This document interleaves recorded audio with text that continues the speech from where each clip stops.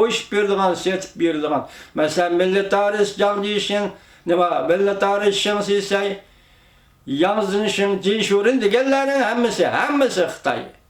Biroq Stalin baş qurgan Xitaylar. Stalin işletken Xitaylar. Stalin qo'llagan Xitaylar.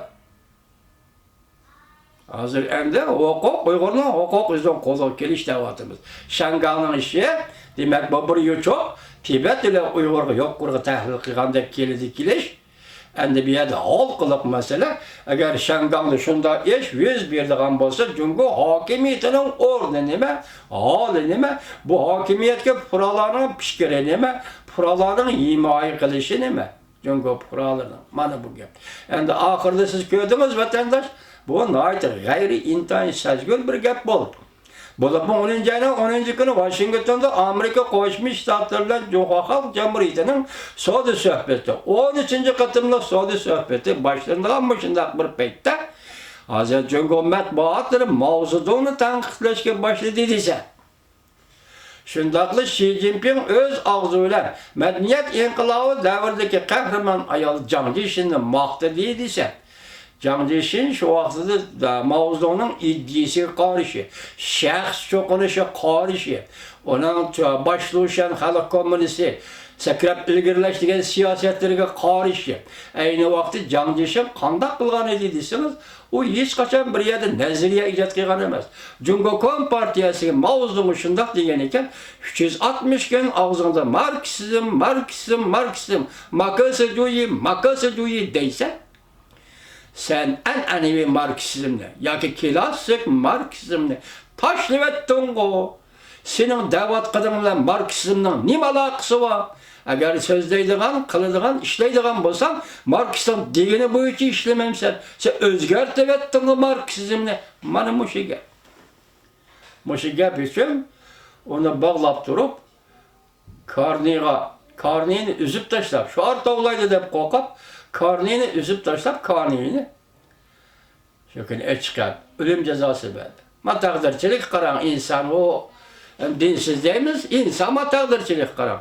Onu 75-yil o'lim jazosi berdi 4-yilda. 78-yili Jungoda siyosat 78-yili o'zgarib ketdi. Çünkü bu vaqt Amerika Jungo munosabatini nayt qo'yuqlashib taraqqiy qilayotgan vaqt, diplomatik munosabat o'rnatish tayyorlik qilayotgan vaqtlar. 3 yil burun gunohsiz odam gunohkor bo'lib o'ldirildi. 3 yildan keyin gunohsiz odam gunohsiz edi deb asli keltirildi. Bugun mushu odamni Mao Zedong zamonida mushundaq ayblangan odamni va o'ldirilgan odamni rais Xi Jinping maqtabdi, mukofotlabdi deylik. Qahramonlar qatoriga kirgizibdi deylik.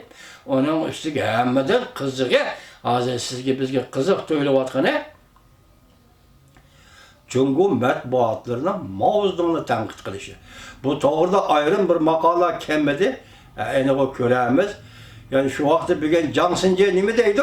Bugun sen davlat bayramini o'tkazamsan, davlat bayrami harpsida tayyorlik qilamsan yoki boshqa nima ish? Sen yugurib berib Mao Zedongni xotirlash minorining oldiga yoki Mao Zedongni xotirlash sariyining oldiga berib Mao Zedongga cho'qirgandek bir ishni qilyapsa, bu ikkisi qaysiraq?